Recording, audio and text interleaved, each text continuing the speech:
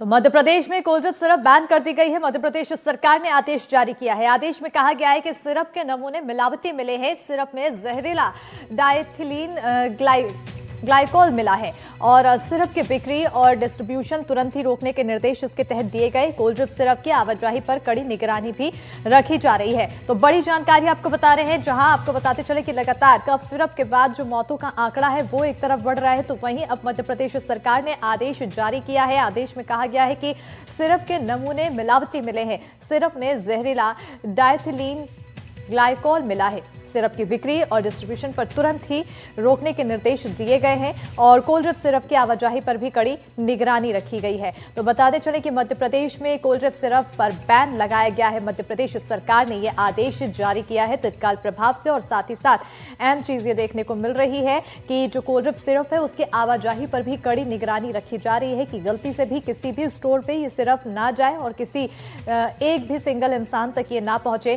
क्योंकि जिस तरह से मौतों का आंकड़ा बढ़ रहा है, सवाल भी बढ़ रहे हैं और जांच का दायरा फिलहाल बढ़ाया जा रहा है और कोशिश यही है कि अभी फिलहाल ये सिरप किसी भी व्यक्ति तक ना पहुंचे, किसी भी व्यक्ति के हाथ ना लगे। अभी तक जो जांच में सामने आया है उसमें बताया जा रहा है कि जो नमूने हैं वो मिलावटी पाए गए हैं और सिरप में जहरीला डायथिलीन ग्लाइकोल मिला है। और हमारे साथ हमारे सहयोगी अनुराग द्वारी जुड़ चुके हैं। अनुराग, जिस तरह से ये पूरा मामला निकलकर सामने आया, मौतों का आंकड़ा भी बढ़ गया, सबसे अहम चीज ये हो जाती है कि कितनी जल्दी जांच रिपोर्ट सामने आ जाएगी और इसके अलावा तुरंत क्या जो एक्शन है वो लिए जाएंगे। अभी तो फिलहाल बैन किया गया, लेकिन कई लोगों के पास पहले से ही होगा, किसी को जानकारी भी नहीं होगी कई लोगों को। देखिए, ये सिर्फ मामला सरकार की कार्रवाई का नहीं है, ये एक आपराधिक लापरवाही है, क्योंकि पहला मामला 24 अगस्त को आता है, पहली मौत 7 सितंबर को होती है और उसके बाद मध्य प्रदेश सरकार को ये तय करने में कि इसमें कुछ मिलावट हुई है या कोई दूषित केमिकल मिला हुआ है, जैसे डायथिलीन ग्लाइकोल मिला हुआ है या उसकी मात्रा कितनी थी, ये तय करने में सरकार को 12 मौतों का और इंतज़ार करना पड़ता और अभी भी 6 बच्चे नागपुर के अलग अलग अस्पतालों में भर्ती हैं, जिसमें से 2 की रोज़ाना डायलिसिस हो रही है और 4 वेंटिलेटर पर हैं। आप कल्पना कर सकते हैं कि तमिलनाडु ने खत में लिखा है कि आपने 1 तारीख को हमें यह गुजारिश की कि इस कंपनी को कि जो तमिलनाडु में स्थित है वहाँ के नमूनों की H13 बैच की जांच की जाए और छुट्टी का दिन था। इसके बावजूद उन्होंने 24 घंटे में जांच पूरी की और पाया कि उसमें वो दूषित केमिकल मिला हुआ है। और न सिर्फ उन्होंने अपने पूरे राज्य में बैन किया, बल्कि पड़ोसी जहाँ जहाँ और वो दवाइयाँ गई थी, पुडुचेरी हो या ओडिशा, वहाँ की सरकारों को भी लिखा कि आप इस दवाई को मत बंटवाएं। और ये खत मध्य प्रदेश सरकार के पास 3 तारीख को पहुंच जाता है। मध्य प्रदेश के स्वास्थ्य मंत्री 1 तारीख को कहते हैं कि कफ सिरप खराब होने जैसी कोई बात नहीं है, उसमें टॉक्सिसिटी होने की कोई बात नहीं है, जबकि तब तक उन बच्चों की रीनल प्रोफाइलिंग हो चुकी थी, रीनल बायोप्सी हो चुकी थी, जिसमें टॉक्सिसिटी का पता लग चुका था, क्योंकि वो रिपोर्ट मैंने खुद अपनी आंखों से देखी है। 3 तारीख को जब तमिलनाडु की चिट्ठी आ जाती है, तब 4 तारीख को यहाँ के ड्रग कंट्रोलर लिखते हैं कि इन दवाओं को अब हटा दिया जाए, इस पर बैन किया जाए। नहीं तो 3 तारीख तक स्वास्थ्य मंत्री बार बार यही कह रहे थे कि कफ सिरप में 3 नमूने हमारे पास आ गए हैं, 6 नमूने हमारे पास आ गए हैं और इसमें कोई भी घबराने की बात नहीं है, उसमें कोई भी मिलावट नहीं हुई है। इसलिए मैं कह रहा हूं कि आपराधिक लापरवाही है, क्योंकि उन गरीब इलाके के परासिया, जो एक आदिवासी बहुल इलाका है, कोल ब्लॉक है छिंदवाड़ा का, वहाँ से इस तरह की घटनाएं सामने आई और अभी तक हमें नहीं पता है ड्रग कंट्रोलर को कि कोल्ड ड्रिप हो चाहे नेक्स्ट्रॉन डीएस हो, क्योंकि नेक्स्ट्रॉन डीएस और कहीं नहीं मिल रहा। मैंने भोपाल और आसपास के तमाम स्टॉकिस्टों से चर्चा की है, यहाँ इस तरह की कोई दवाई आती ही नहीं है। डेक्स्ट्रॉन डीएस ज़रूर आता है लेकिन नेक्स्ट्रॉन डीएस जबलपुर में 4 स्टॉकिस्ट हैं, उनके पास ही मिला है। तो क्या वहाँ से, क्योंकि एक तरह से महाकौशल का मुख्यालय है, तो वहाँ से कहीं और गया है? क्योंकि देखिए 12 बच्चों की मौत, अभी एक बिटिया ने और दम तोड़ा है 2 साल की योगिता ने, और जैसा मैंने बताया कि 6 बच्चे अभी भी गंभीर हालत में नागपुर के अलग अलग अस्पतालों में भर्ती हैं। तो ये कहीं ना कहीं अपने आप में बेहद लापरवाही बरती गई, आपराधिक लापरवाही बरती गई और जिस तरह से एक के बाद एक क्लीन चिट देने की कोशिश हुई और जब तमिलनाडु की रिपोर्ट जब मीडिया ने दिखानी शुरू की, उसके बाद सरकार हरकत में आई और ड्रग कंट्रोलर ने ये एक्शन लिया है। बिल्कुल अनुराग, एक तरफ आपने ये बताया कि आपराधिक लापरवाही यहाँ पर देखने तो मिली है, दूसरी ओर ये भी देखने देखने को मिला है कि कई बच्चे हैं जिनका नाम भी नहीं चढ़ा है सरकारी आंकड़ों में, जैसा कि अभी हमने देखा था, हमारी सहयोगी निहारिका भी पहुंची, दिव्यांश उसके परिजनों ने 7 लाख इलाज में लगाए हैं। तो लापरवाही यहाँ पर यह भी देखने को मिल रही है, जो मौतों का आंकड़ा है वो भी छुपाते हुए दिखाई दे रही है सरकार, और ये सबसे बड़ी चीज हो जाती है लोगों की सेहत के साथ कि किस तरह से खिलवाड़ किया जा रहा है। बहरहाल बहुत शुक्रिया अनुराग जी तमाम जानकारी देने के लिए। देखना होगा कि अब सरकार कितनी जल्दी इसको और गंभीरता से लेते हुए एक्शन लेती है और क्या कुछ और कड़े कदम उठाए जाती है, क्या उस तह तक पहुंचेगी, कहां से ये दवाई ट्रांसफर की जा रही है, कहां कहां जो लूप होल्स हैं उन तमाम पहलुओं तक पहुंचेगी।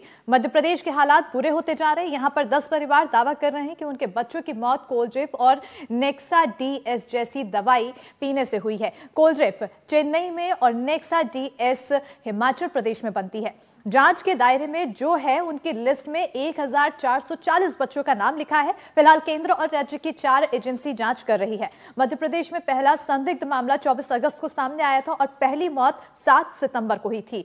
तो वहीं अब देखना होगा कि आगे इस पर और क्या कुछ कार्रवाई होती है। रिपोर्ट देखिए।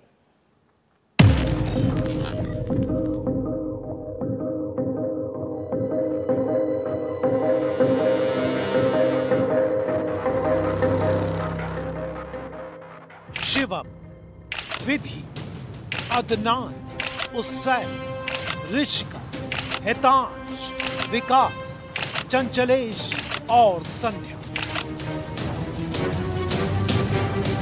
छिंदवाड़ा के परासिया ब्लॉक में रहने वाले ये 9 बच्चे अब इस दुनिया में नहीं हैं। सबको पहले बुखार आया, तबीयत बिगड़ती गई और माँ बाप ने बच्चों को खो दिया। खबर बढ़ी तो एक पर्चा सामने आया।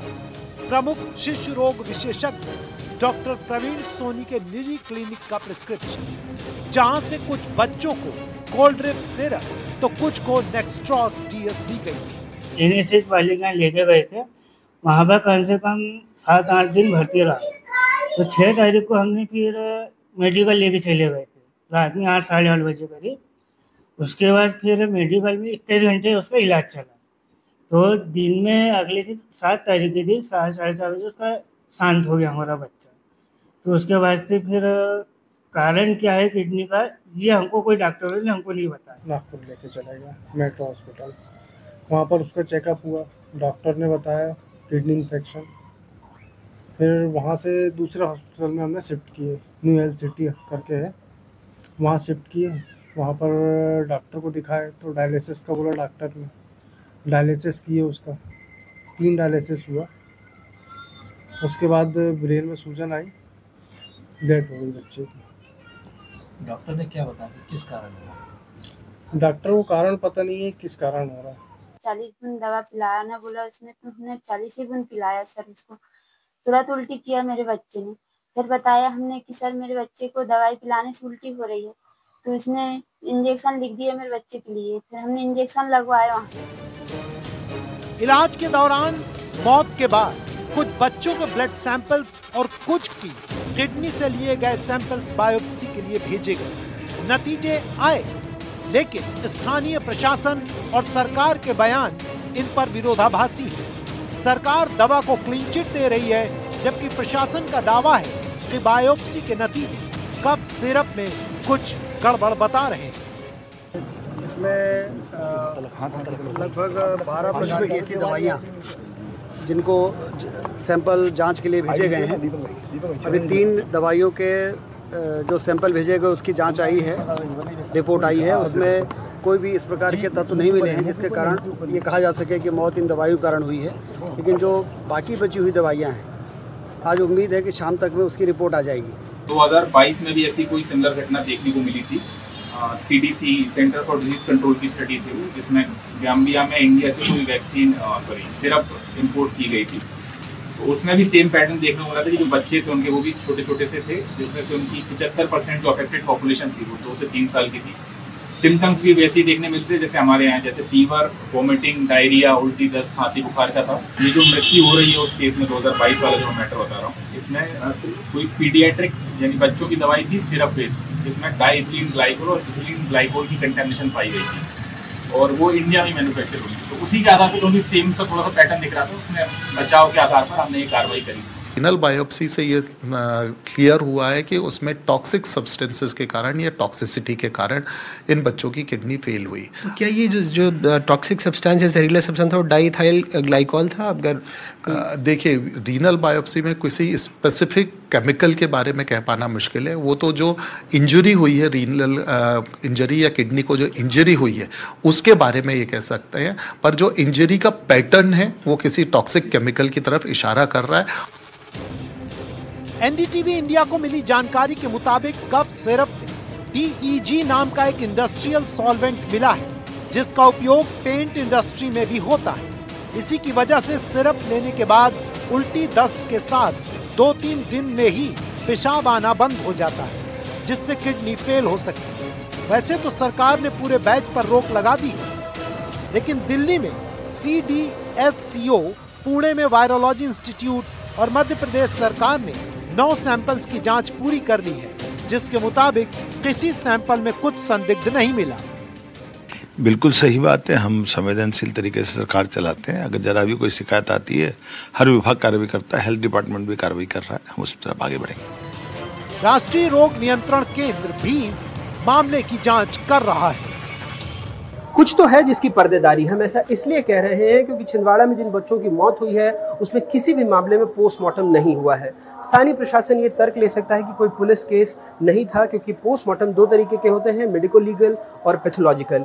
लेकिन अगर प्रशासन संज्ञान लेता तो वो खुद मेडिको लीगल या फिर अस्पताल को पैथोलॉजिकल पोस्टमार्टम के लिए भी बोल सकता था, ताकि इस तरह के किसी बच्चा वार्ड में और किसी बच्चे को ऐसी कोई अमानक कॉफ सिरप न मिले। भोपाल से अपने कैमरा सहयोगी रिजवान खान और छिंदवाड़ा से शाश्वत के साथ अनुराग द्वारी, NDTV।